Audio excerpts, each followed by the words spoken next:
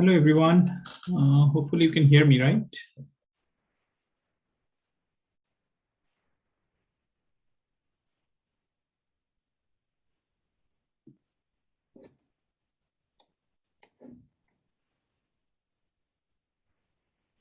Okay, that's good. First of all, a reminder, we have a quiz today, right? So quiz will be released today at 9 p.m. after your tutorial session. It is due tomorrow at midnight. You can start the quiz anytime you want between this period, okay? But make sure that this is an only one attempt quiz. Once you start, you must have to submit or the system will automatically submit it for you, okay? And once you attempt that quiz, you will not be able to access it anymore. Quiz duration is 1 hour. Okay, so there is a clock there which will count down. You can have an eye on that. Okay. There will be 10 MCQ questions and 3 essay questions. We have already talked about all of these things, right? So in essay questions, you will get an ERD to logical design. So I will provide you an ERD. You will create the tables from there. You will have to write relational algebra expression and SQL expressions as well. That's mainly it. If you have any question, feel free to ask. Someone is asking about the browser, talking about can I use 40 client browser? So as long as you can see all the images, that's fine. Okay, but the recommended browsers are Firefox and Google Chrome. And you make sure that you clear your browser browser cache. Okay, if you are having difficulty viewing the images in the practice quiz. Okay, so that's why I'm enforcing or I'm recommending everyone to first go through the practice quiz. You still have time, right? So before taking the first main exam, go to the practice quiz, have a look whether everything loads correctly there or not, and then start the main exam. Okay. Any other question regarding quiz? Do we need to draw ERD? No, you don't have to draw an ERD.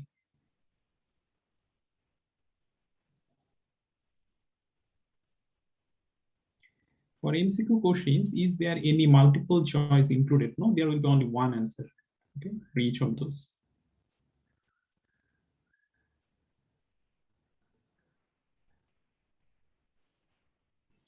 For the first essay question, are we going to create table by SQL query? No, you will simply write the schema, okay? So you will simply write the table name and within bracket the attributes, what will be the primary key, what will be the foreign key, and that's it.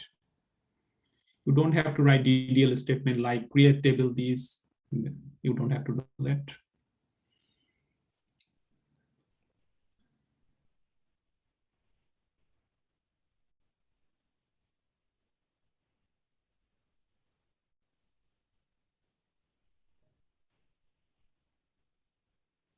Which format? Can we get an example? Yes, so you already know how to write in schema diagram, right? So in schema diagram, you first write the table name and then within bracket, you write the attribute name. In the question paper, there are examples there, okay? You will find example how to write the solution there as well. Do we need to draw an ERD? No, you don't need to draw an ERD or write it, use SQL. So again, I'm saying that you don't have to draw any ERD. You will simply write, let's say you're creating student table. So you'll simply write student and within bracket, you will write the attribute name. That's it, okay? SID name, those sort of thing. What will be the primary key? You will say, if you have any foreign key, you can define, okay? This format is there. You will see there is an example there as well.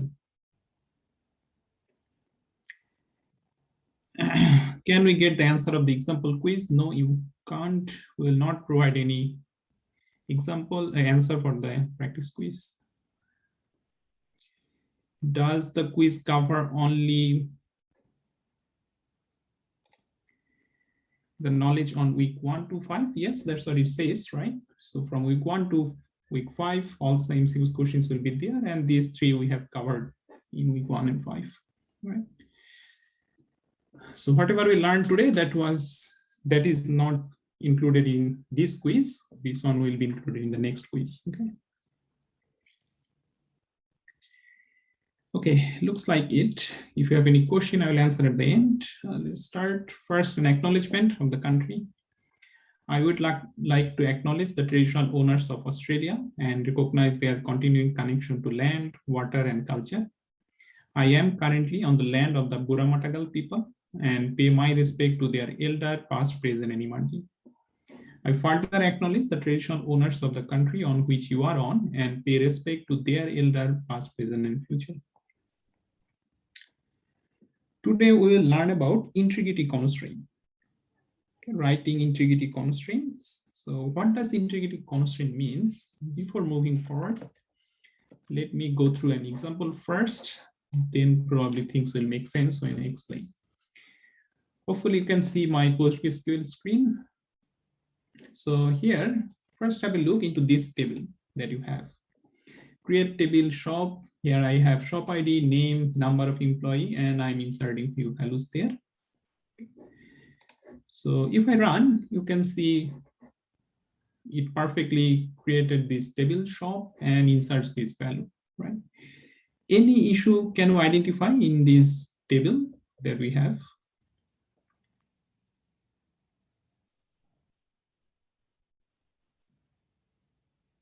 Someone is saying -3.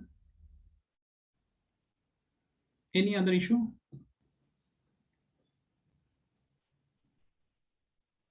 Duplicate shop ID, no primary key. Yep.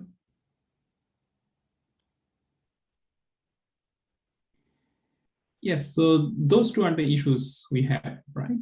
So first issue is that these two rows are exactly same. We can see S1 calls 50, S1 calls 50, and the system does not complain. It inserts that data, right? So we have duplicate data in here. And also we have a negative value, which should not be there, right? Number of employees cannot be negative. But if we insert negative value, because this is integer, the system does not complain, right? And it inserts that value in that position. So this is what we are going to learn today, how to ensure these rules that we will not allow duplicate rows. So easy way could be if we simply create a primary key, right? So if I simply declare shop ID as a primary key, then I will not be able to insert these two. So for the time being, I will delete this shop and then create again. And now you can see that this one is saying that S1 already exists. So since I have included this rule now, right, this constraint or this condition that shop ID will be a primary key, now this one is saying that you will not be able to insert S1 in S1 because S1 already exists. Okay. So this is one way to remove the duplicate rows. Another issue we had was this negative value. Then although this number of employee is integer, which can accept negative value, okay, but in this case, negative value will be a wrong or incorrect value, right? So how should we enforce that condition? Today, we are going to learn about something called check. So we can enforce some rules inside check. So inside check, let's say I am writing number of employees should be greater than 0. Okay, so if I put that condition there, and then run it, now we can see that this one is saying with -3, shop violates this shop number of employees check, right? So the check that I have involving number of employee, that one we are violating now because this one is saying it should be greater than 0. So when we are inserting -3, the system will complain and it will not insert that value there. So this is what we are going to learn today, how to enforce some rules. One we can see in here, primary key. Another we can see using check. Another thing could be foreign key sort of conditions. Okay, so those are the things are known as integrity constraints. Okay, constraint simply means condition. What sort of condition we are going to put? We'll learn about different integrity constraints, static and dynamic. So static, that simply means that when that table is created, okay, we'll put all of this condition. And trigger is dynamic. When some data get changed or we insert some data, at that time this one will be checked. Okay. So integrity constraint, now you have some idea. It simply means a condition that must be true for every instance of a database. For every row, whenever we are trying to insert or update, okay, or even delete, at that time he will check whether those conditions are true or false. Okay, so those must be true all time. Some integrity constraint example could be student ID must be unique, right? Every student must have to insert their name. Possible grade could be only these: F, P, C, D, and H. We will not be able to insert anything other than these letters. Some titles could be only these. So things like that, any condition that we want to put, that's what we want to insert when we are writing that create table statement. Okay. What is the advantage? We can understand the advantage, definitely data consistency. Data will be much more consistent. Number of employees, if that is negative value, that is definitely wrong, that is not consistent, right? So using this integrity constraint, we will achieve consistency. Definitely stored data will be more faithful. We can avoid data entry errors. System will automatically complain, like we have seen, right? So since data is now nicely inserted, right? So there is no problem with the data. So the application development will be much more easier now.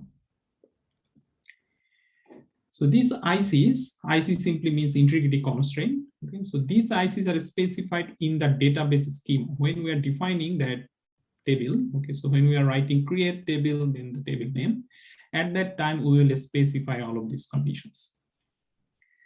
However, system cannot check whether one condition is contradicting another condition. Okay, so if you put two conditions, it is your job to make sure that those two integrity constraints are not contradicting each other. Okay. Like I said, those will be checked whenever any part of the database are modified. Okay, so whenever we modify something, at that time ICs will be checked and they must be true. If it is not true, then system will complain. Can we specify when these ICs would be checked? Yes, we can, especially when we are talking about transaction. If you remember transaction, so transaction means nothing for the time being. We'll learn about transaction in another lecture, but for today, just remember transaction means a group of statements which we are executing at the same time. So instead of one insert, let's say I am inserting 10 value at the same time. So I'm writing 10 insert into table statement. And if you remember about transaction always should be atomic. Atomic means in a transaction, the number of statements that we have, all should be executed or none should be executed. Right? So we have to successfully complete or we cannot execute part of any transaction. Okay. So that is what atomicity means. So either atomicity simply means either 100% success or 0%. Okay. So if an IC is violated, then database will reject that operation like we have just seen. So this one is saying that no, there is a violation there. So it's simply rejecting. Or if you are talking about transaction, it might abort. So in a transaction, like I said, let's say we have 5 statements there and first 2 are correct. In third one, there is an issue. Okay, this one is not ensuring the integrity constraint that we have. So at that time, it will roll back to the previous state before starting this transaction. Okay, so that is what written here, rollback operation part of current transaction. So it will roll back to the previous stable state. When we learn about transaction more, these things will make more sense, but hopefully can get the picture. What does that mean? Or we can allow this group of statement to execute with this issue, okay, and then perform some maintenance operation if needed. Okay, so we'll see that in trigger, what we can do, that we can dynamically update another thing if needed. Okay, so that's what we will be able to do. So a group of statement or a transaction should be atomic. So when we write a transaction, we simply write begin, And finally, commit. Commit simply means save. Okay, so think about Control S. Whenever you are doing something and you are pressing Control and S, so that simply means that whatever you have done so far, you want to save everything, right? So that's what commit means. So commit simply means save everything that we have. So in a transaction, if we reach the commit, that simply means that everything is fine. If we don't reach commit, that means there is some issue with this transaction. Okay. So we now have idea about SQL statement. SQL statement includes select, update, delete, insert into, create table, alter table, drop table. All of these should be familiar to you, right? So in a transaction, when we write a group of statements, so we will only use all of these keywords that we have, right? So think about an empty table, a table which have no data for the time being, and that table is R. So there we have ID, which is of type integer, the name, which is of type marker 8. What will be the result if I execute this transaction? That simply means how many rows will be inserted in R. Write it in the chat box. After I run this transaction, how many rows of data will be there in table R?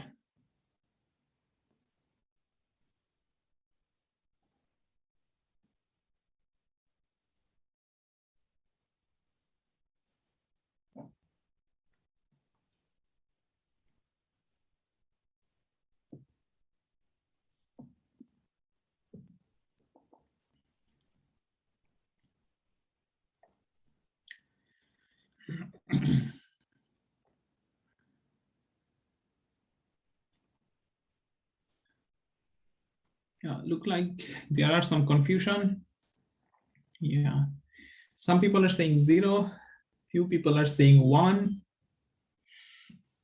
Remember, this is a transaction, right? So this is what we have just learned, because I have a begin, I have a commit, so this is a transaction. So transaction must be atomic. So inside the transactions, unless I can reach commit, everything needs to be executed. Right? So in here, when I insert the first one and Adam, it will be inserted fine. Then when I am going to insert 1 and Smith, this one I cannot insert, right? Why? Because 1 cannot be repeated, because ID is the primary key in this case, right? So since I have an issue with the transaction, so what it will do, it will not insert this one. So that simply means it will roll back to the previous state that we had. Okay. So before begin, we simply had an empty table. So that's where it will move. Okay. So that simply means that after we run this transaction, we will still have 0 number of entry in that table. So hopefully making sense. Simple thing. Transactions must be atomic. We have to complete it 100%. Okay. If this even 99%, then still that is not complete. We have to go back. Okay. So when we are talking about integrity constraints, so integrity constraints can be of 2 types. First one is static, and the second one is dynamic. So static simply means that we will put some conditions that every instance will satisfy. That simply means every row of data will satisfy.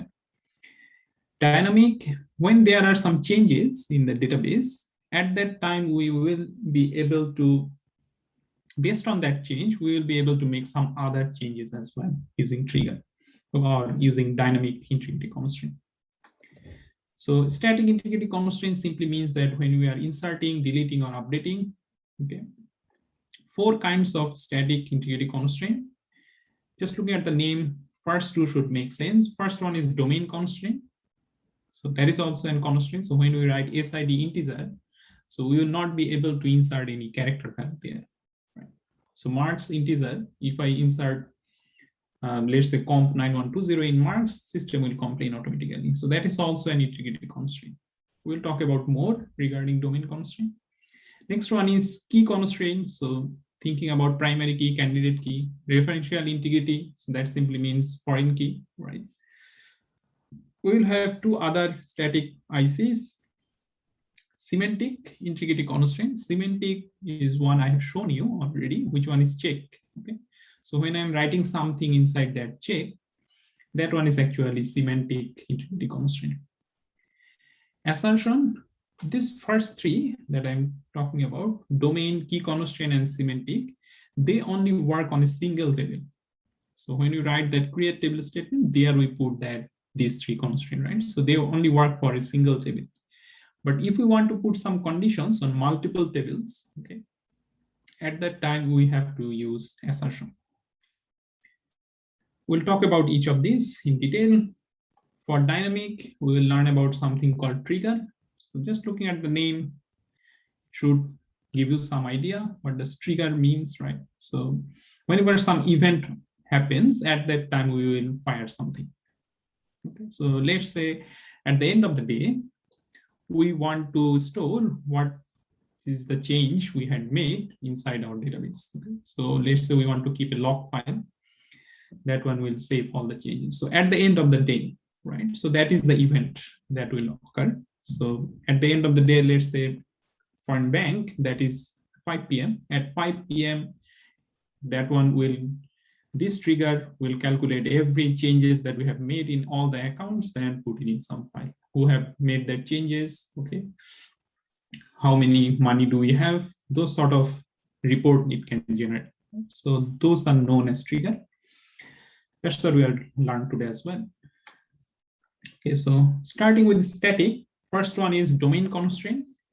Should be the most simplest one, right? So domain constraint simply means that every attribute needs to have a data type. That's it, okay, for the time being. So whenever we are saying a data type, we are enforcing some condition, right? So, and that's what domain constraint is. We can enforce other conditions as well, like we can write default. This is something new. We have not seen that one. So we can define default value for an attribute. So what does that mean? So if I, let's say, insert for mark, default is 10. What does that mean? So if for a student there is no mark, I don't insert any mark. So by default, system will insert 10 in there. Okay, so that is what default keyword does. So after writing an attribute, okay, we can say that default is 10 or default is this, default is fail. Okay, whenever one student mark changes, then that one will change, but by default, every student is the fail. So that's what we can do using default. Not null and null, we are already familiar with those and we have already used them. So if we don't want to insert null in a particular attribute, we can write not null. If we don't write anything, by default, that can accept null. Okay. If you want, you can specify null. You can specifically write null. That's fine. System will not complain. But even if you don't write anything, by default, that attribute will accept null. If you don't want to insert null for a particular attribute, you have to specifically write not null. Just knowing all of those, this table should make sense now. So create table student, SID name, semester, everything should be fine. New thing is today default. So for semester, you can see the default is 1. So for a student, if I insert this data in this table now, insert into student SID name values 1, 2, 3, and Peter. Right. So I am only giving him the value for SID and name, semester, birthday, and country. I'm not providing any data there. So what will be the value there? So if we have a look on the table, this is what we are going to get back. SID is 1, 2, 3, name equal to Peter, semester is 1. Although I have not said anything, because I have not said anything, that's why he inserted this default value there. Okay, so that's why this 1 is there. Birthday, null. If I don't specify, that's fine. I just wanted to show that yes, we can write null there as well. In country, there is nothing written, so it will by default null. Okay. So that's what we can do. Simple thing, explicitly say what the data type is, then mention whether it is null or not null, or if you have a default value, you can mention that value as well. We can shorten that domain as well. Okay, so just saying that this will be integer, that could be wrong. Like the example that I have shown you, that number of employee is integer, right? So that simply means that we can insert positive or negative value, but negative value is definitely wrong in that case, right? Someone is asking, birthday null means it will always be null? No. It simply means that that can accept null. Okay, so if I don't put any value for birthday, then the value will be inserted as null. If I insert a value for birthday, so that value will be inserted in that case. Can we do something like default null? Yes, so in default, you can do anything. So by default, everything is null, right? Like I said, so you don't have to say default null, because if you don't say anything, by default, that one is null. So that's why we are saying for country, we have null.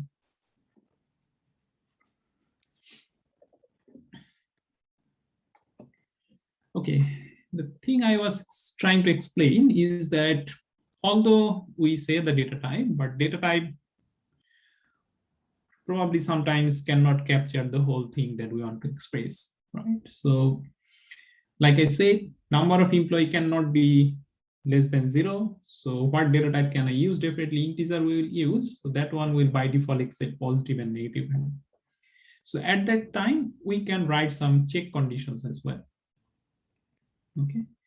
So check condition, how we will write. So first of all, here we're writing attribute name, then and data type. Then we can write check within bracket, whatever the condition is.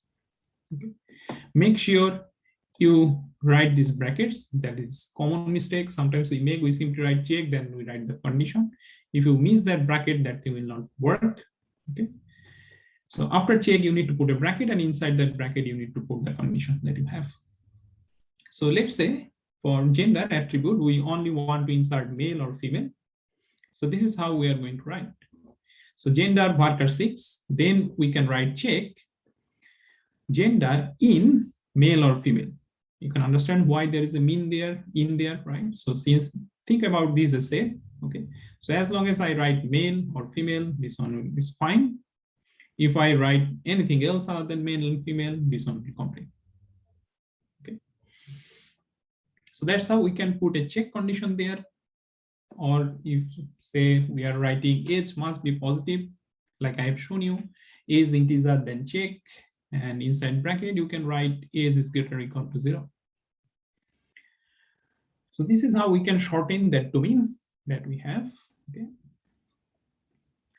We can create our own domain. That is another interesting thing that we can do. We can create our own domain. So let's say we want to use the same sort of condition again and again.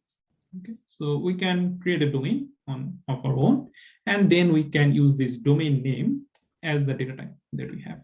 Okay. So let's say I have created a domain. So the command is create domain, then a name. Any name you want to give, that's fine. Then character by default. So what would be the data type for this one? That one will be character. By default, that is P. Now understand what does default means, right? So default P, then check value in this. So if I now change this student table, now we can see that I am using this grade as a data type now, because that is my domain. Have a look. In the meantime, I'll answer one question. Someone is asking, but it can still be null after check, right? Yes. You can put right or null or not null if needed.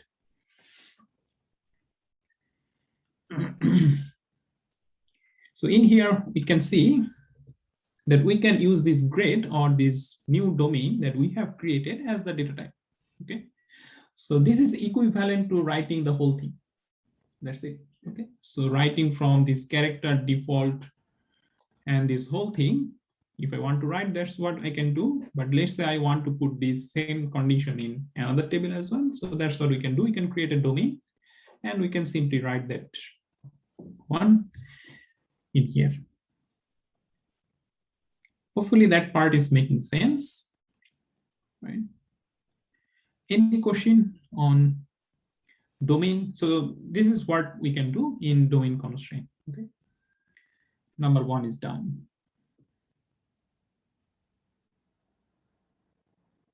Someone is saying, can we use value f or value equal to p, etc. instead of in? No. We'll not be able to do like that. Value this or that in there. Okay. Yep. No, we will not be able to do that as far as I can remember now. Okay, so we have to write it like this in. Someone is saying grade is a character type. Yes, so in this case, we are only expecting a character, right? So that's why we are saying that grade is of type character. Yes.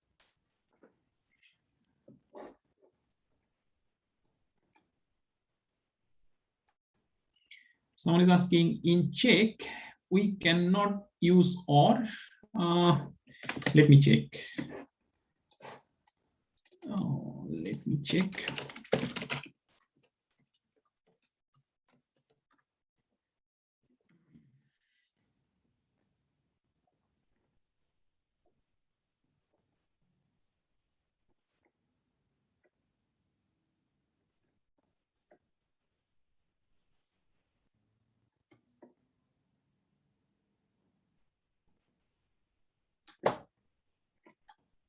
No, we can use that one. Okay.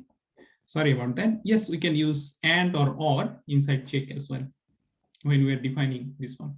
Okay. So inside this, where is gone? Inside this check that we have, yes, we can write or and there as well. Okay.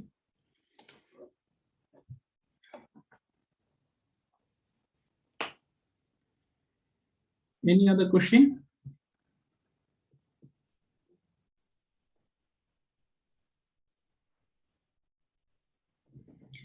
So yeah, this is what domain constraint means. Okay, so we can write a data type. We can use the keyword called default. We can say whether it is null or not null. We can use check to check whether the value there we are inserting that is correct or not, and we can create our own domain if needed, and we can use that domain again and again.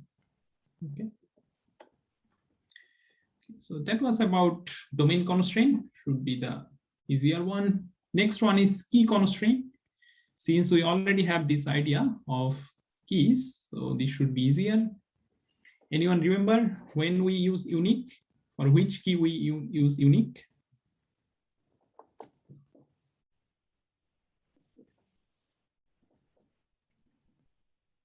Someone is saying PK. For PK, do we use unique? No. Yep. For PK, we have to write that is a primary key, right? So we'll write PK.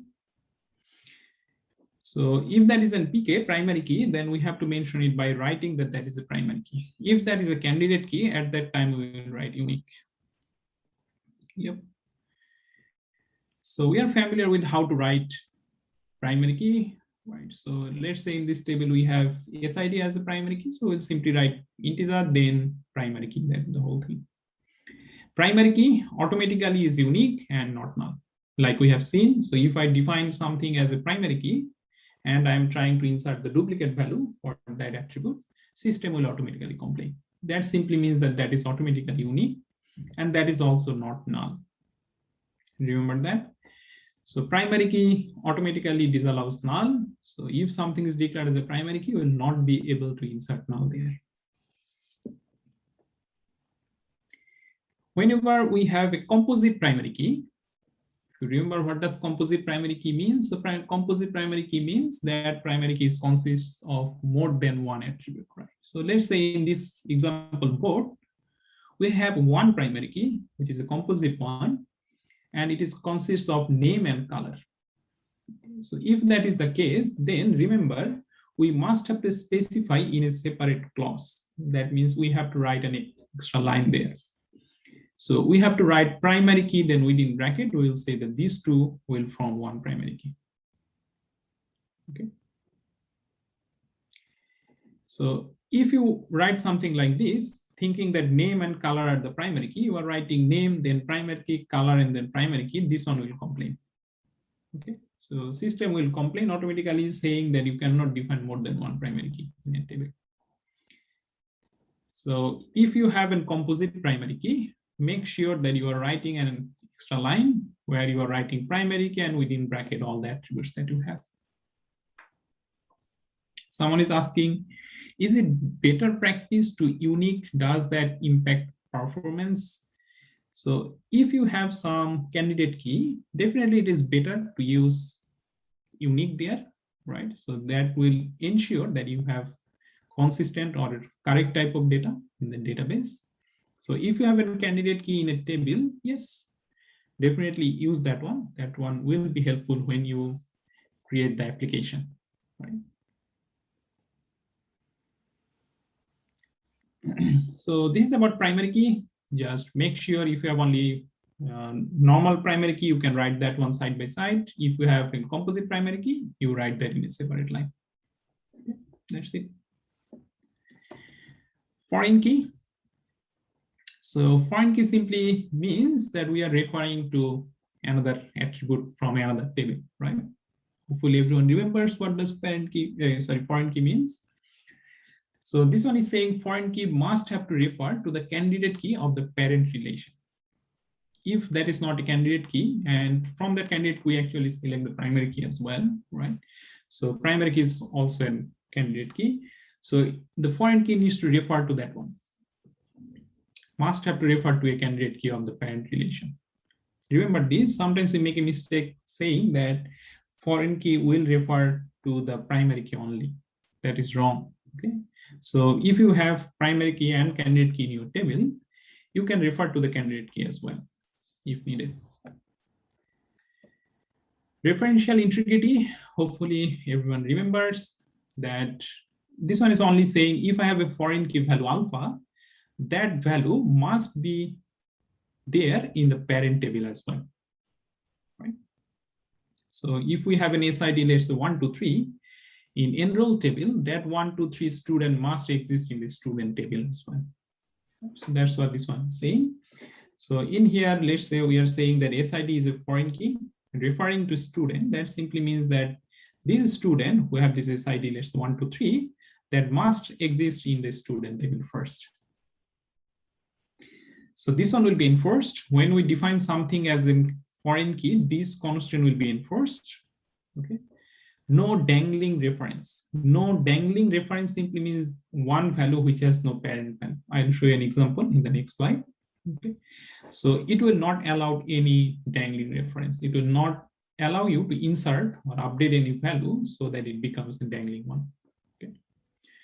So what does that simply means is that, let's say in enroll table, I have SID and unit of study. So SID references student and unit of study references unit of study. In here, we can see, first of all, that it is saying that it references student. No attribute name is there, right? But in student, we definitely have more than one attribute. So which attribute this one is pointing to? By default, this one will point to the primary key. Okay. If you want to specify that, you can write student and within bracket SID. If you want to point to another attribute, okay, in the student table, let's say not SID, let's say you want to point to the unique key, okay, which is also a candidate key in that table. So at that time, you must have to specify that one. Okay. So if you don't specify anything, by default, it will point to the primary key that we have. So in enroll table, if we have this data, then in student table, let's say we have this sort of data. All of these needs to have a parent. In this case, one line we can see 54221, that a student does not exist in the student table, right? So this reference is known as dangling reference. When for an attribute, there is no parent data, that one is not allowed. You will not be able to insert this kind of data in enroll table. So if I want to insert this data in the enroll table, what do I have to do?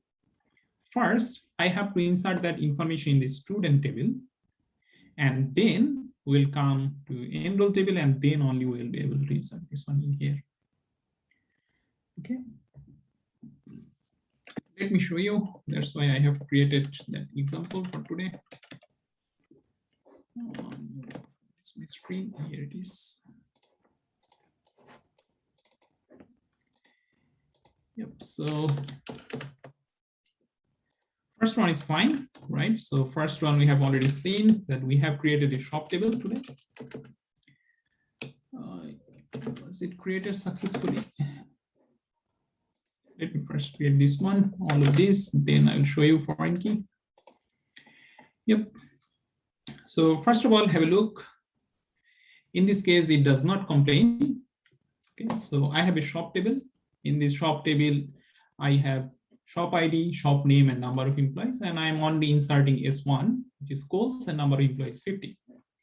In this shop employee table, I am inserting shop is employee ID, employee name, and shop ID in which shop works. I'm inserting 2 rows of data, U1 and E2, 2 employees. That's fine. Okay, let's say employee ID is the primary key. I will define that one as a primary key, and I'm using S1 and S4. So what does S4 means? So in which shop does it works? We can see that S4 is not there, but he doesn't complain.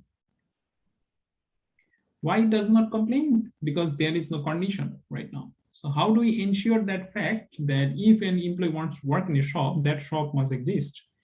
Right? First, that shop have to exist. So how do we ensure that? We can ensure that using foreign key. Right? So first of all, we can define this one as a primary key. And then in here,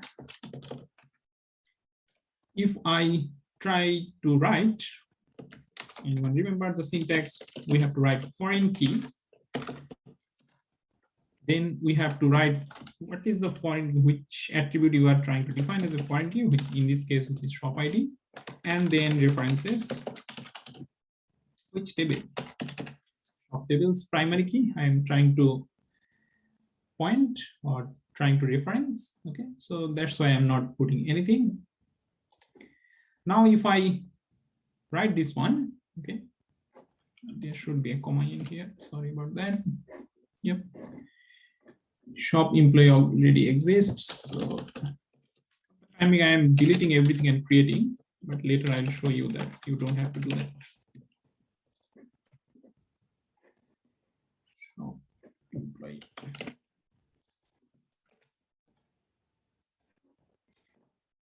Okay. So now you can see that this one is saying S4 is not present in table shop. Right? So S4 does not exist in this table. So that's why he is complaining that no, you cannot insert this data. Why? Because we have written this foreign key, right? Like I said, if I want, I can specify which attribute I am pointing to. So if I write references, shop tables, shop ID, that's fine. Okay, you can see that yes, that one is fine. Still, he's simply complaining for this line. No issues in here. Right? So like this, if you want to point to another attribute, which is not a primary key, okay, so at that time, you simply write that one in here. Someone is asking SID and EOS are PK and FK. Yes, so that can occur, right? So in enroll table, those will be PK and as well as an FK. Right? So we'll define like this, primary key in here, foreign key in there. If you have a composite, you will first write what is the primary key, and then you will write what will be the foreign key in that case. Okay. So now we have learned that we will not be able to insert this one. That's fine. Everything is looking good for the time being. What other benefit do we get from defining something as a foreign key? Let's say I'm trying to delete now from this shop table. I want to delete this shop, S1. Okay. Should be the command delete from, this is the table name shop where SID is equal to, shop ID is equal to S1. What do you think will happen? Will I be able to delete this one? Yes or no?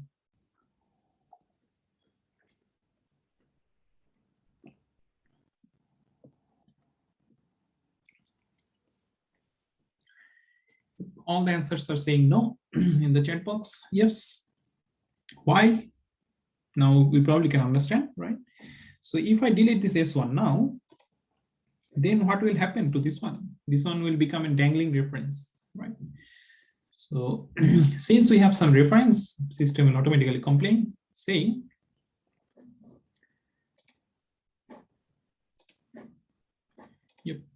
saying S1 is still referenced from table shop employee.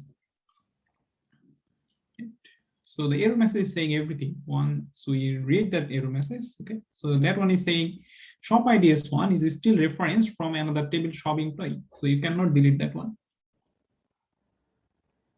Now I need to delete this shop. What can I do?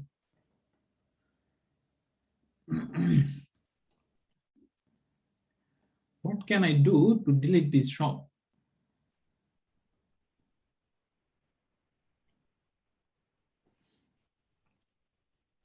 Someone is saying something about Cascade. Okay, we'll go there. Any other way if we don't know about Cascade? Someone is saying delete the FK constraint, delete shop employee first. Yep. Yes, those three are the options I can think about as well.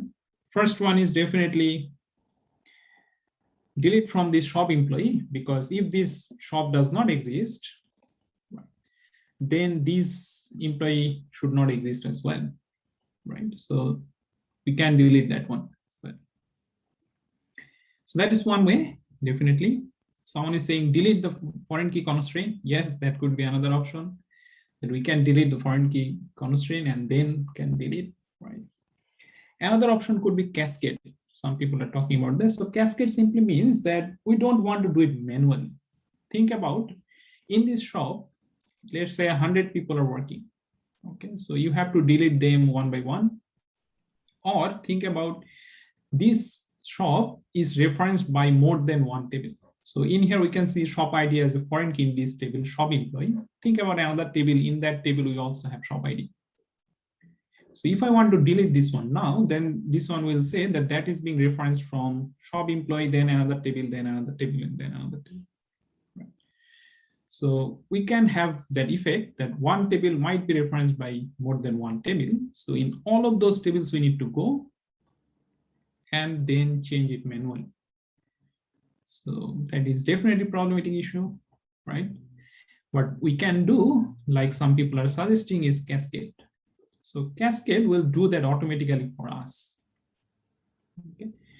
So when we, let me go back to the slide first. Yep. So when we are defining a foreign key, we can write something like this: on delete, then this keyword called cascade. Okay.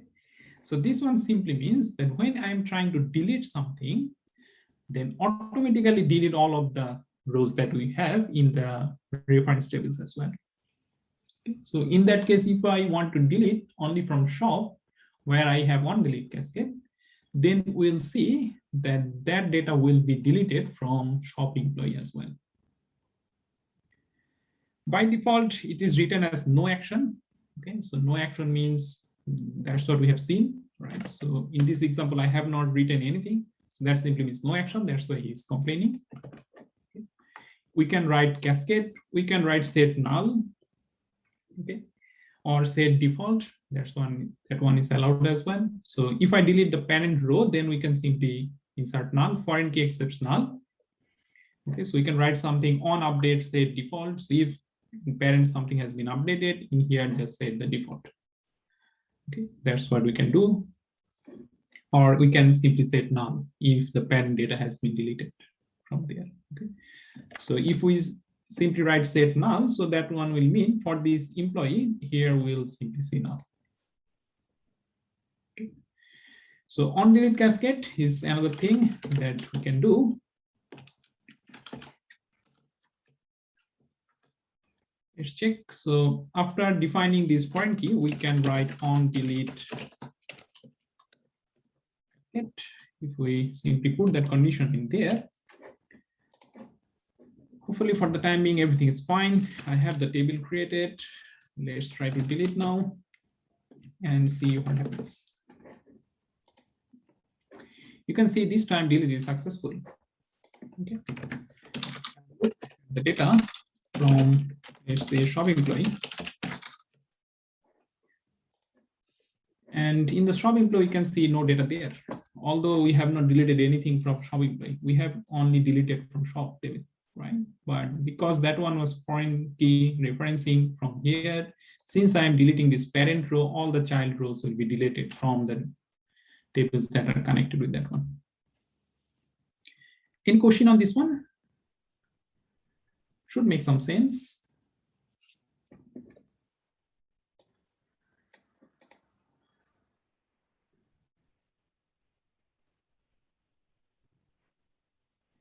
Same thing will happen in insert as well. Okay, so if I first want to insert in shop employee, which data does not exist in this shop table, right? So that one will definitely complain. Someone might think, can we cascade there? No, because we will not be able to know what is the values, right? So inserting something in shop employee does not mean that we are inserting that one in shop. Okay, so from child, we cannot do anything to the parent, but if we delete something in parent or update something in parent, we can make a change in the child class there.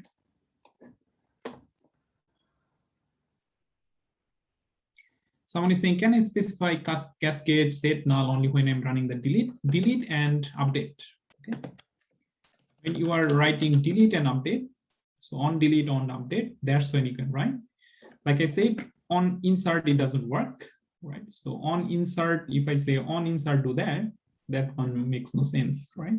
Because for shop, to insert the data, I need to know the shop name, number of employees to insert all of this data there. Right? So cascade only works for on delete and on update. Someone is saying, can we delete shop employee S1? Yes, definitely. You can. No issues will be there because one employee might leave their job from a company, and that's fine. It does not mean that that company needs to go as well. Right. So if I simply now delete from shop employee, that's perfectly fine. This shop can still exist, right? So we'll always delete using the primary key. In this case, primary key is employee ID.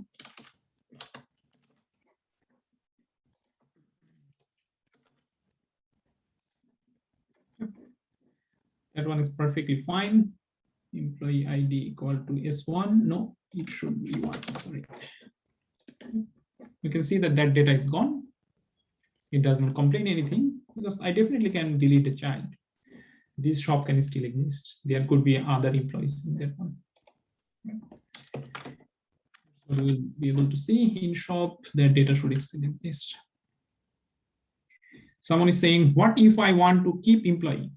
So if you want to keep the employee, then what will be the value for that employee, right?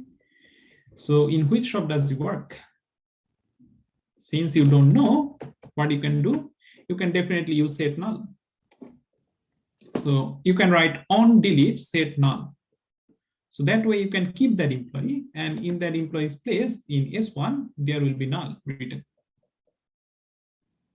Hopefully making sense.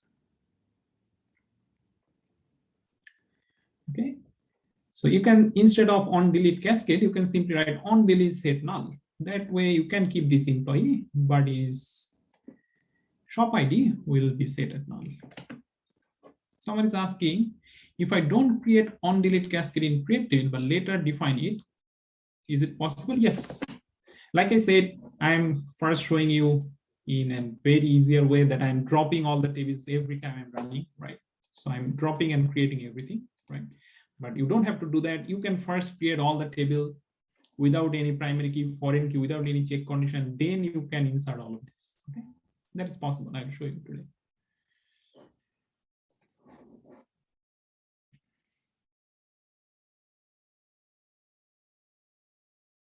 What if I want to remove child data to achieve to archive on parent data deletion?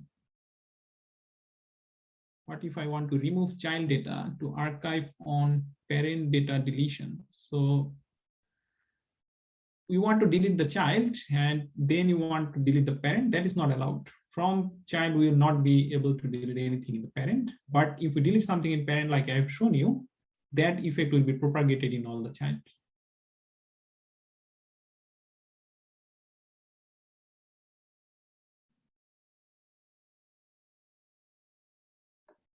Okay, let me move on. Someone is saying, no, I was wondering if moving child data to another archivable table, same thing. So cascade simply means that whenever you have that link, okay, so not only one, you have multiple links, that's fine. All of those will be deleted automatically.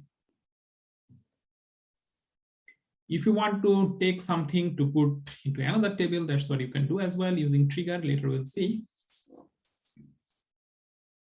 Okay, so we have covered two. First one was domain. Second one was key, writing primary key, foreign key, unique we simply use for candidate key. That's it. Next one is semantic. You already got some idea about semantic constraint. Semantic constraint is also known as table constraint.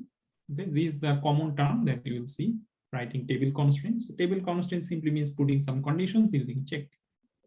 Okay. So if I have some condition like marks should be between 0 and 100, only lectures of course can mark the student, those sort of conditions. So we'll write that one inside check. So we can write something like this. There is a simple change. Now you can see that previously I was showing you that inline, that mark integer inside that line, we can write check, right? But this time, since I'm putting any constraint later, then I can write an extra line. So I can simply write check within bracket marks between 0 and 100. It's easy to write. Okay.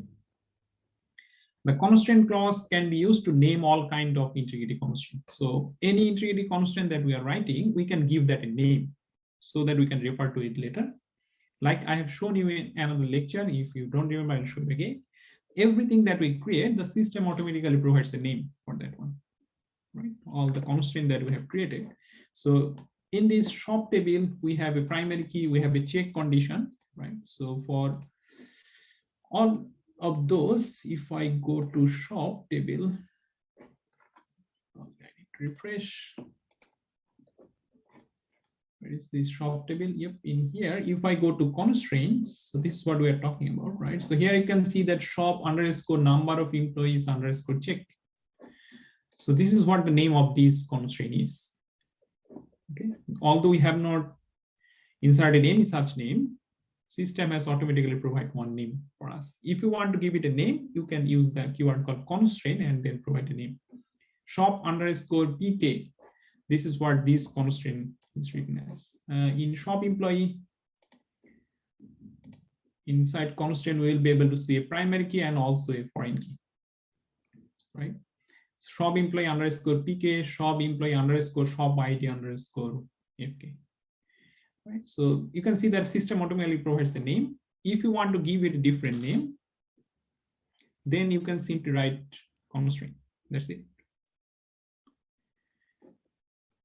So have a look. Does all of these now make sense? So constraint simply means that I am giving a name.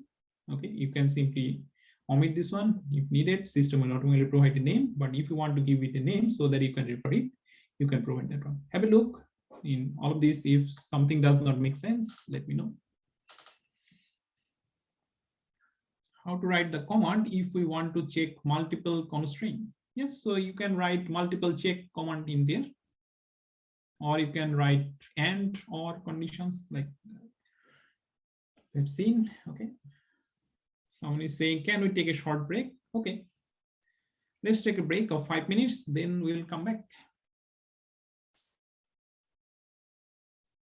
So we'll come back at 7:10. Okay, 5 minutes break.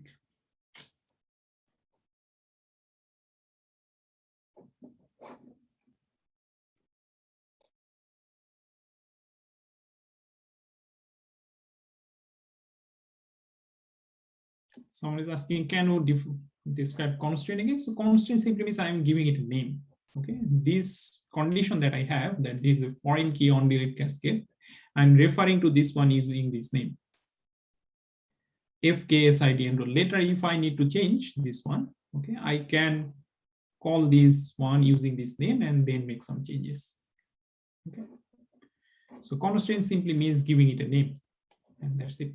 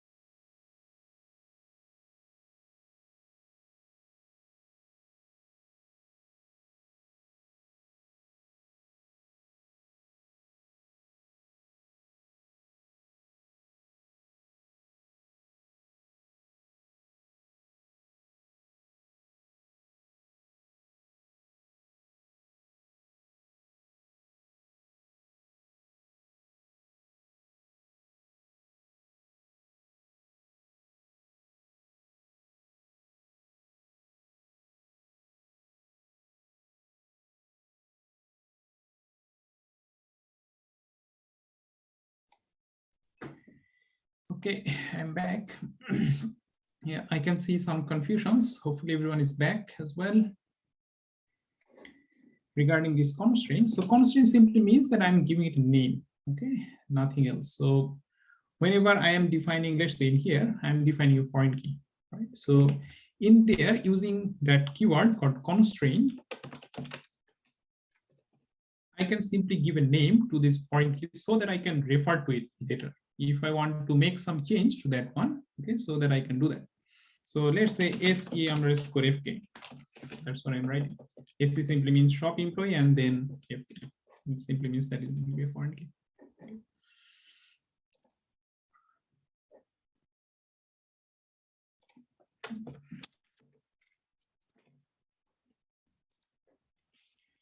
Yep. So if I now refresh this one in here,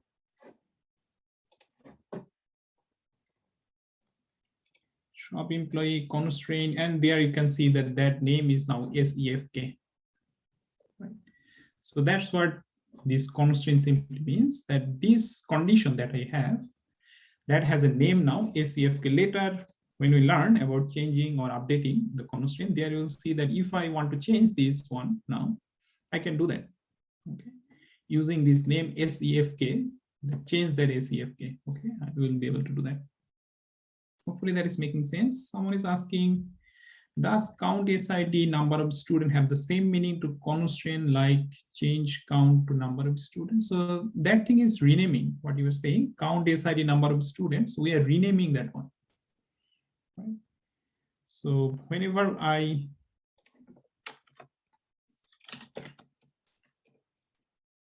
that is simply rename, nothing else.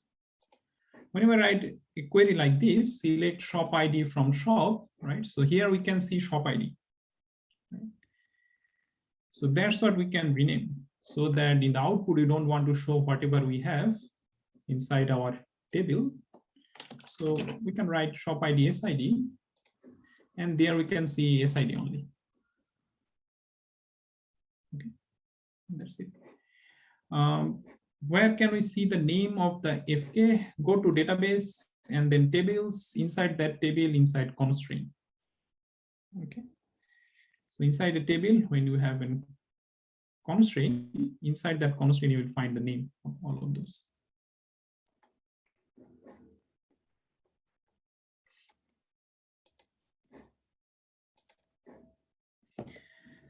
Hopefully making sense. Okay.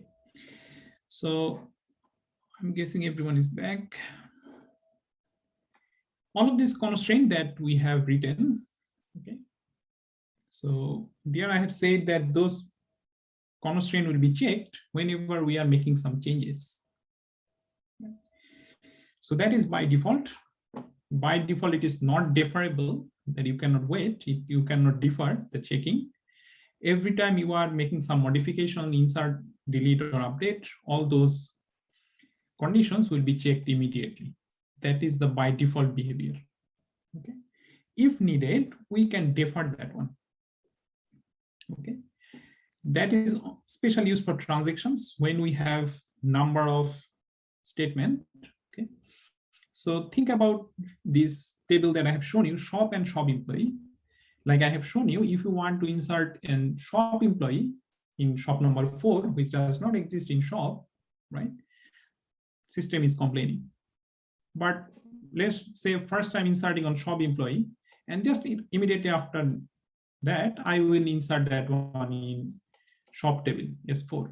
If I put that inside a transaction, when the transaction is complete, then everything will be fine, right? Does that make sense? That was not written clearly. So first insert is in SE table, that means shop employee table, let's say S4, which does not exist in this shop table. If I want to do it, definitely system will complain, right? But if I put a begin and commit, that simply means that I am writing a transaction, right? So inside a transaction, first I insert into employee, and then I insert into shop table. This is S4. So when this commit is reached, after that, everything is fine. No issues there, right? So if we want to do that, we can defer the condition checking using this keyword called deferrable. So we can write deferrable. That simply means that if we have a transaction, it will wait until a transaction is complete before checking the constraint. Constraint will be checked only when the transaction is complete, not in every line inside the transactions. If we declare something as deferrable, in there we have two options. We can say initially deferred. Initially deferred means wait until the transaction end. Another option is initially immediate. That simply means that check immediately. What is the difference between not deferrable and this one? This one is checking immediately, this one is checking immediately, right? But the difference is this is deferrable. That simply means this, if I write something as initially deferred, I can change that behavior. I can change that behavior inside the transactions. Okay, I'll show an example in the next slide. So these two are deferrable. Okay, so we'll write something like deferrable, then we'll say either initially deferred or initially immediate. Okay, so let's say in the transaction I have hundreds of statements and I say that this is deferrable and initially deferred. That simply means that he will only check at the end of the transaction. But after writing few or after executing few statement, SQL statement, you need to check whether everything is fine. So at that time you can write this set constraint name deferred. Okay, so now here you can see that name is coming up. What does this name means? This is the name of that constraint, right? That is the name that we are writing using the keyword called constraint. So let me show you an example. Hopefully then things will make sense. In here, have a look in unit of study table. We have all of these conditions. We have a primary key, we have a foreign key. This foreign key checking is deferrable and initially deferred. What does that mean? That simply means that if I want to insert in unit of study a lot of data at the same time, you will only check after the transaction is complete, right? But we definitely can change that one. So we can write set constraint EOSFK. Now you can see that name is coming up. Which name? This is the name that we have set in here using constraint. So this one is saying check this constraint immediately now. Hopefully now it's making sense why we should need to give a name. Okay. So this one will check this foreign key constraint immediately. We can set that behavior within a transactions. Anytime we want, we can change that behavior. Okay. Just to recap, by default, it is not deferrable. That means after every statement that is checked immediately. If you want to defer that behavior, you want to wait, you can do that, writing deferrable. You can either write initially deferred, that simply means wait until the transaction is end, or you can write initially immediate, that simply means that check immediately now. These two are changeable. If you have this one, when you created the table, inside the transaction, you can change that behavior to immediate. That's fine. Someone is saying, if we forget the name of the constraint, can we just refer to later as foreign key lecture? Of course, we are all too diligent to know it. No, you have to refer it by name. Okay. So if you forget, you need to first go there and figure out the name and then call it by that name. Okay. So yeah, this is what some of you are asking. Can we add, modify, or remove any treaty constraint after we create the table? So yes, after you create the table, so let's say you forgot to include the primary key in a table. So it does not mean that you have to drop the table and create it again. You simply can put a condition there and that's fine. So how do we change the structure of a table? Everyone should remember alter table. That is the command we have used, right? So using alter table, we can change the structure of a table. So after alter table, we'll write the table name and then any constraint modification. Okay. So constraint modification means you can write add constraint, you can insert a new constraint, you can drop one constraint, okay. You can rename a constraint. So old name to new name, the name that we have given to a constraint. If you want to change that one, you can change that using rename constraint as well. You can alter a column as well. Let's say you want to change its domain. So domain is also another constraint, right? So if you want to change one attribute's domain, you can write alter table, then the table name, then alter column, attribute name again, and a new domain thing. And that one will change them. Okay. So this is an example. Alter table enrolled, alter column grade to type varchar 3. Okay, so let's say grade had another type. You now want to change it to varchar 3. You can now set mark not null. Initially, let's say mark was null, but you wanted to now write mark should not be null. You can write that one in here. Someone is asking what different result will we get from deferred and immediate. So I can see a huge response there. Yep, you can read that one first. Okay, so whenever we are altering this sort of constraint, what will happen if the existing data does not fulfill this constraint? So let's say in mark, I'm setting not null, right? But in the table, I have some data which is null. What will happen then? That constraint will not be created. Okay, system will simply complain. So if you have some data and then you are adding some constraint, okay, so the data that you have that must satisfy this constraint. If this constraint is not satisfied, that constraint will not be created. Okay, hopefully that is making sense. So yes, you don't have to drop the table and remove everything and create again, because you might already have some data.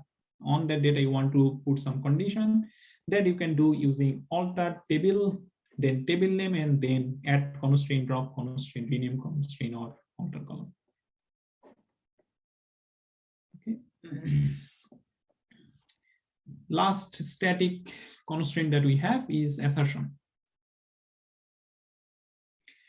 Like I said, all of the constraints that we have seen so far, they only work on single table. We are writing all of those in create table statement, right? So all the integrity constraints seen so far, domain constraint, key constraint, and then semantic constraint, they work on a single table.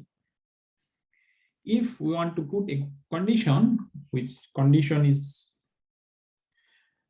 on multiple tables at the same time, we have to use assertion. Okay. So assertion is nothing but expressing a condition that must be satisfied. How do we create an assertion? This is what we write: create assertion, then assertion name, and then inside check we can write whatever we want to check. Okay. Assertion have some issues. Whenever an assertion is made, the system test is for validity, okay, and test is again on every update that may violate it. There is some overhead because it is working on multiple tables. It checks all the data, whether all the data is still enforcing or satisfying this assertion or not. Okay, so there is some overhead involved.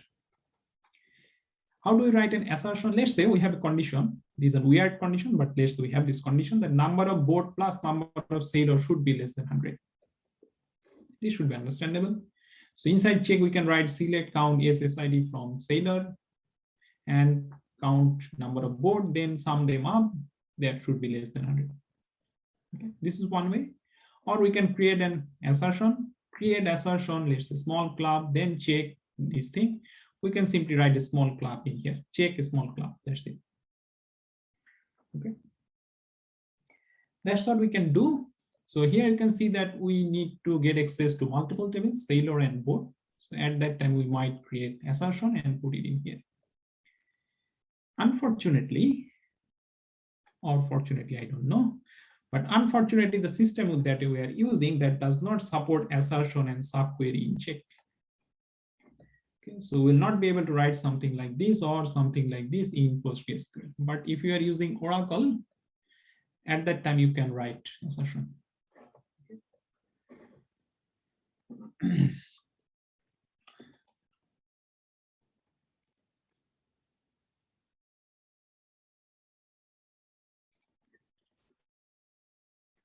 I want you to show that link somewhere.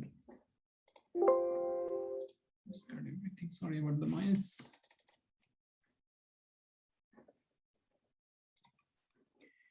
Yep, so here we have an unsupported feature list. Okay, so if we go there, we'll find assertion and subqueries in check. Those are not supported and those are intentionally omitted. Subqueries in check. Okay. So unfortunately, I cannot show you assertion in PostgreSQL. Okay, so that's about it. All the things, all the static integrity constraint that we have, hopefully making sense. Any question on static before I move to dynamic one?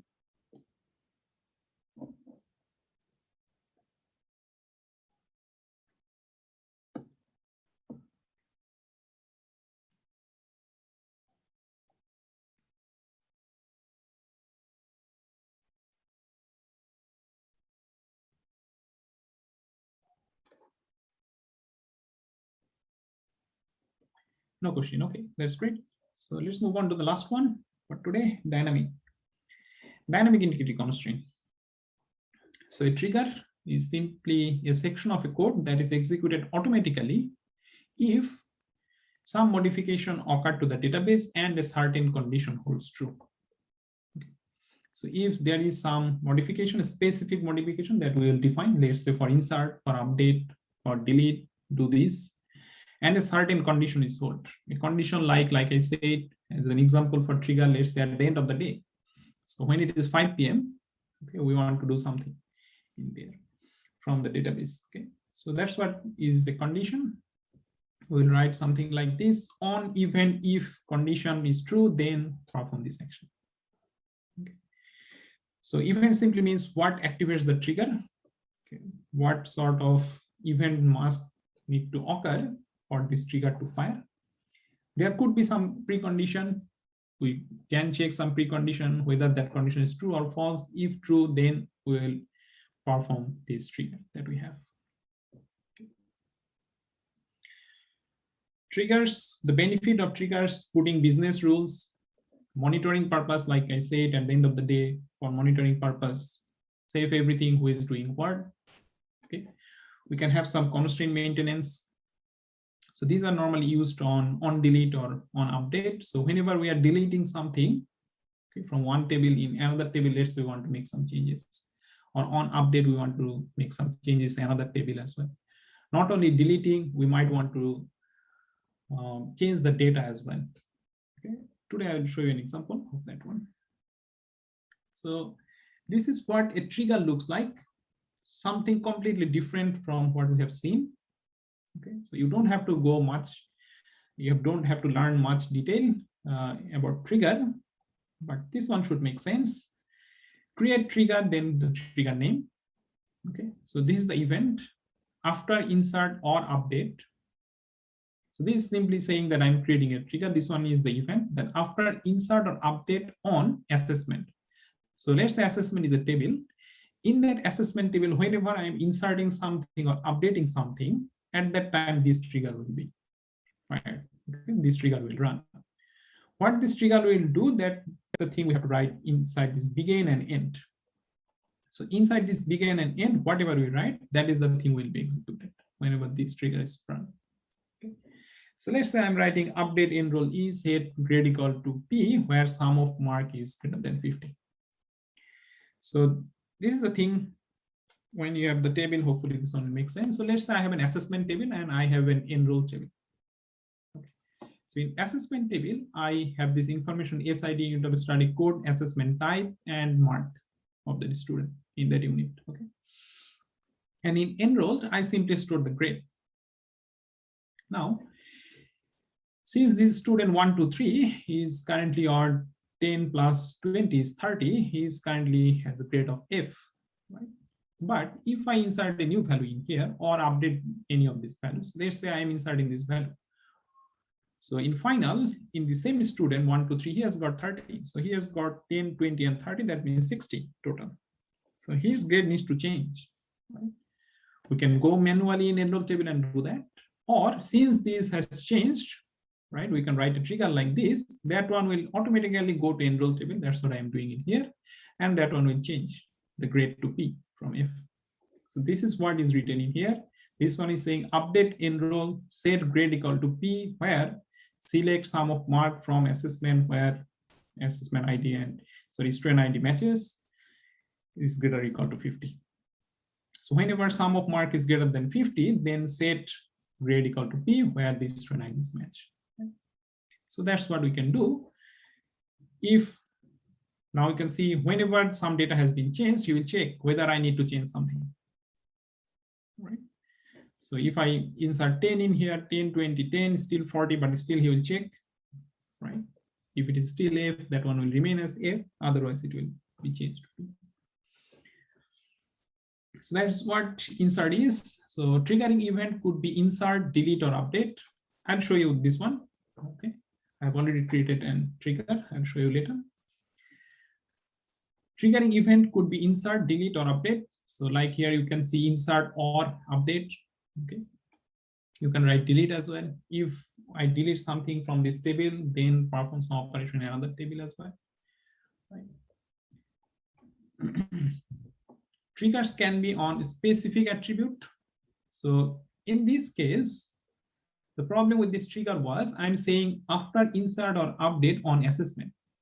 So in assessment table, if anything changes, he will try to change this grade, right? Let's say I'm simply changing the assessment type of a student. I'm simply changing 1 to 3 assessment. This one is not quiz 1, but assignment 1. But since I'm making some update on assessment, right? He will still check, do I need to change this grade? So he'll check this, right?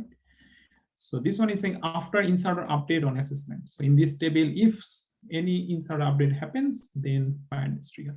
If you don't want that, you want a specific attribute. Like in this case, we simply need to check if mark has been updated or inserted. Then do something. We can do that. After update of balance, now you can see balance is the attribute in account table. Only when we have some change in balance, okay, in the account table, at that time do something. That's what we can do. Okay. If you need to save the old value and the new value, you can save that one. Like the example that we have seen in the previous slide, that is student's old value was F. Now that is changing to P, right, to pass. If you need to save those values so that you can understand the previous, this was the value and now this is the value, you can get that one, okay, saying referencing old row as then any name. Okay. Referencing new row as then any name. Okay. So if you write referencing old row as, let's say, old value or old grade, so if you later show the old grade, at that time you'll see its previous value. Any new name you have given to the new row, then you will get the new value that you will have. Okay.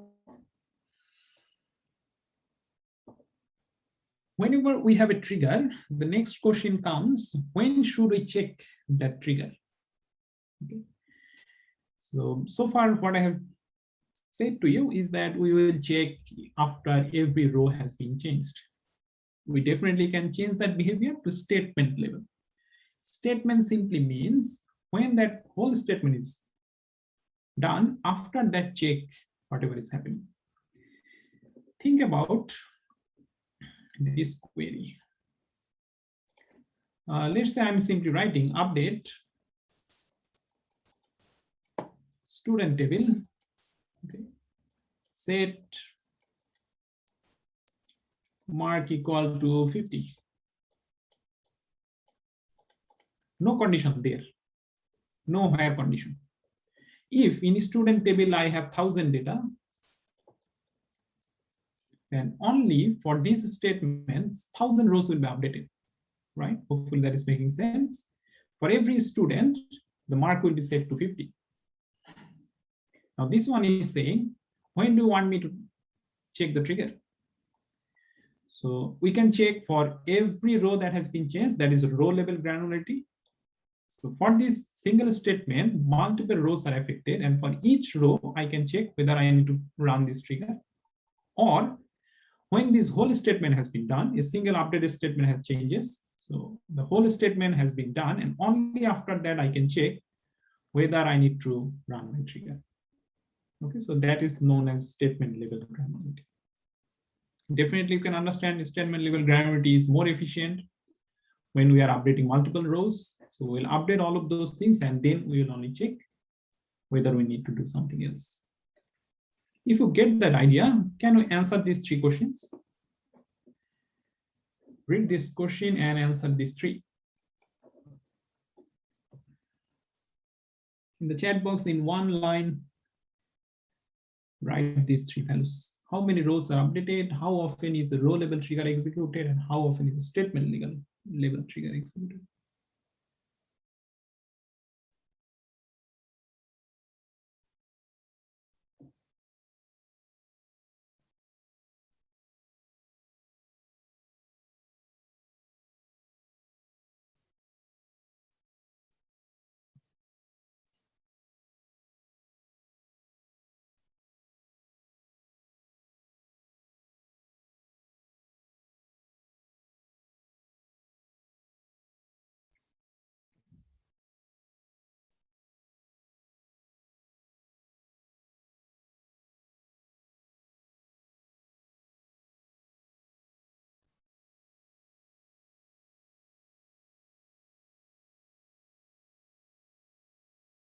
I've got one answer. Anyone else?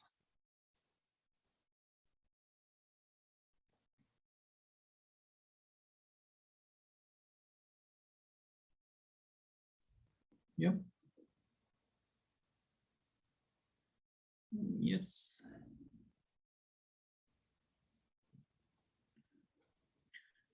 Yeah, so I've got 3 answers and all of them are correct.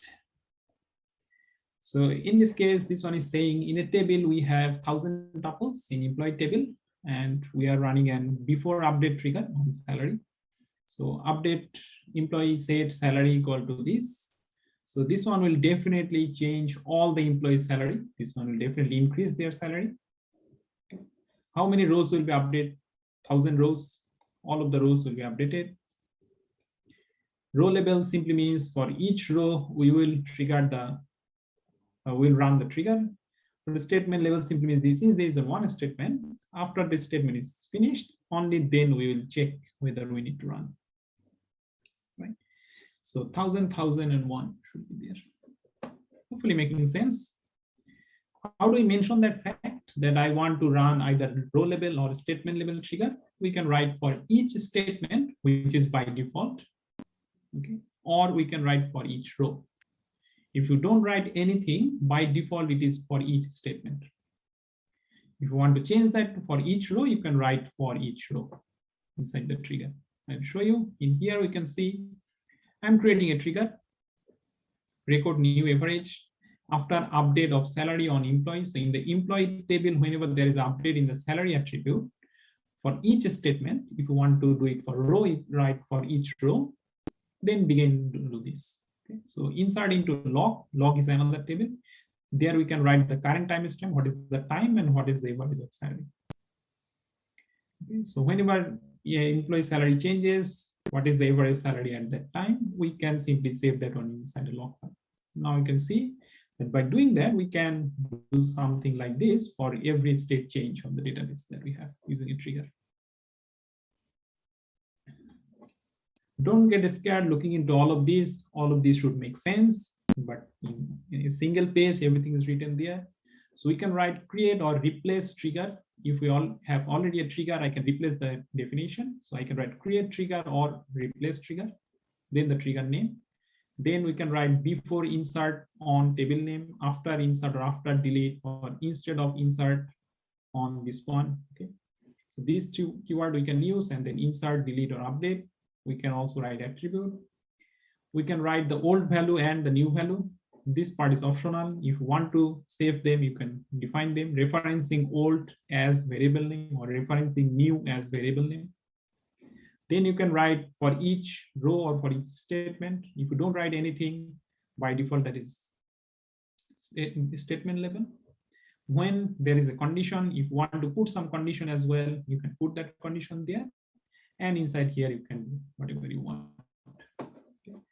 In here, you can declare some variable as well if needed, and then inside begin and end, you write what needs to be executed. So if you want to see an example, okay, in this tutorial session today, you will create a trigger, but let me show you an example first. In here, you will see all the options that are available, and there are some triggers already created for you. Okay, so let me go through one of them, and then I will show you an example. So in here, let's say we are creating a table, employee, and then we are creating a trigger. Okay, so create trigger, this is the name of the trigger. Before insert or update on this employee table, for each row, these things would now make sense. Then we are simply saying execute procedure, this one. That begin and end part, we have simply written as a function, begin and end. You can write in here as well, that's fine. Okay. Or you can simply call and execute, execute a procedure. There you write simply begin and end part. Okay. So in here you can write if employee name is null, you can raise an exception saying employee name cannot be null. If you want to like change any table value, that's what you can do. Okay, so inside this begin and end, you can do all of those things. Let me show you one. I have created one trigger for you. Hopefully that one will make sense.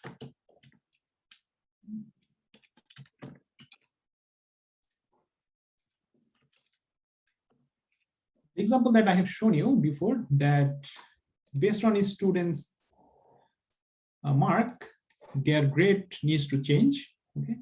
So that is the thing that I have created. So I've created an assessment table and a transcript table. Inside the transcript table, I store student grade. Okay. And I have created that trigger. So set P when mark is greater than 50. And then I have inserted some value. That's what is written there. Let me first execute. First have a look on the assessment table. Okay, yep. So here we can see assessment table first. In assessment table, we can see the mark of the student. Right. I'll explain the trigger later. First, let me show you. If I see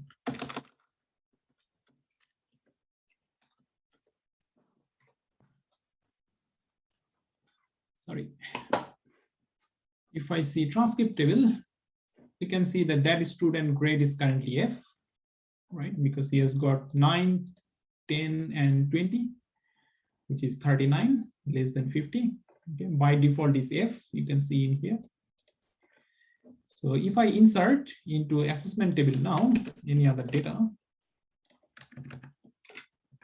So now you can see that I'm inserting an assessment table for this student, let's say for assignment 1, he has got 20. So you can see that I'm inserting into assessment table, but when I'm seeing the transcript table, that has been changed to P, right? Because that student's mark has increased to more than 50.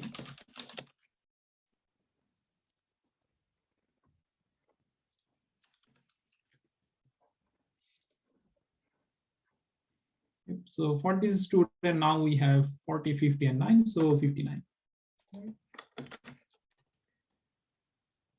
So that is what is written in here. This part is the trigger that I have, hopefully making sense. Have a look.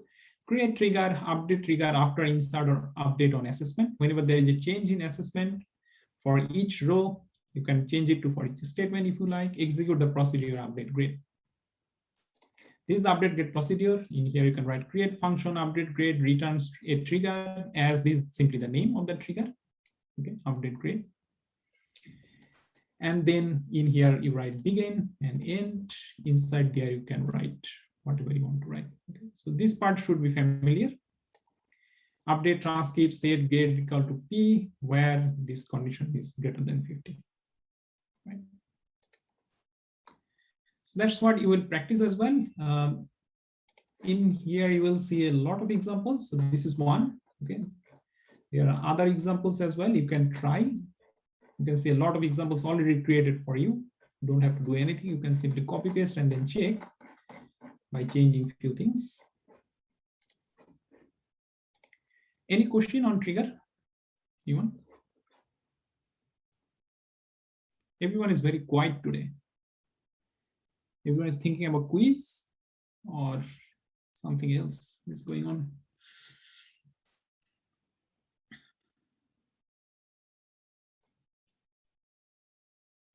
Any question from anyone? That's it, I think, for today. Yep. So simply tips before triggers are normally used for checking integrity constraint.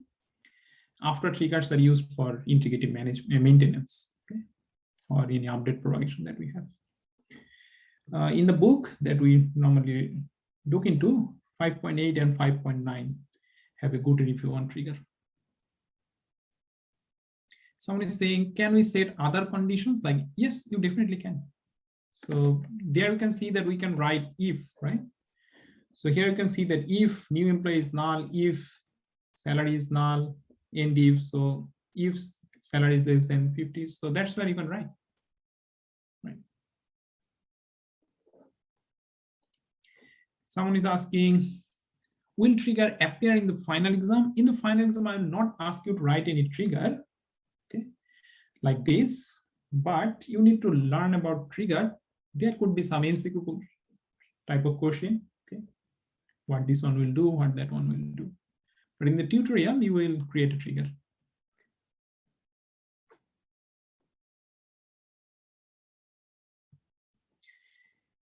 Okay, that's it for today. Next week, we'll learn about developing our application, which will be for assignment 2.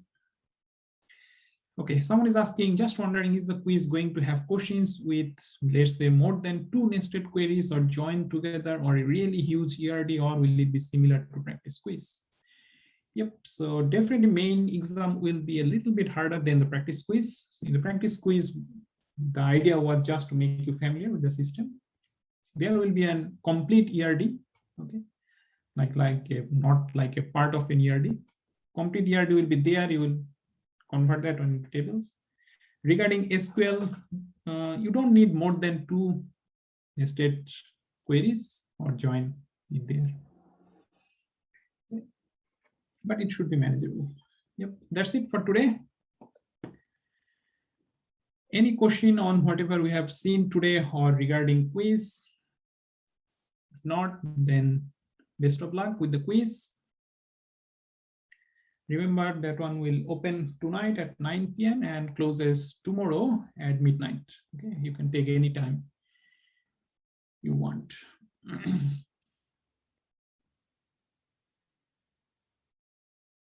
People have started to say thank you. That means there is no question. Okay, so thanks everyone. Best of luck once again.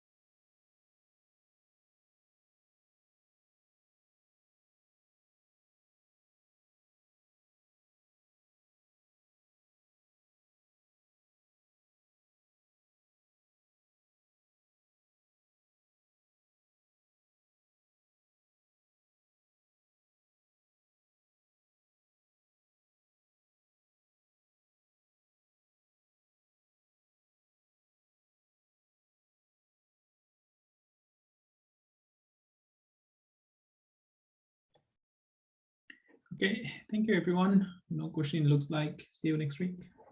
Bye.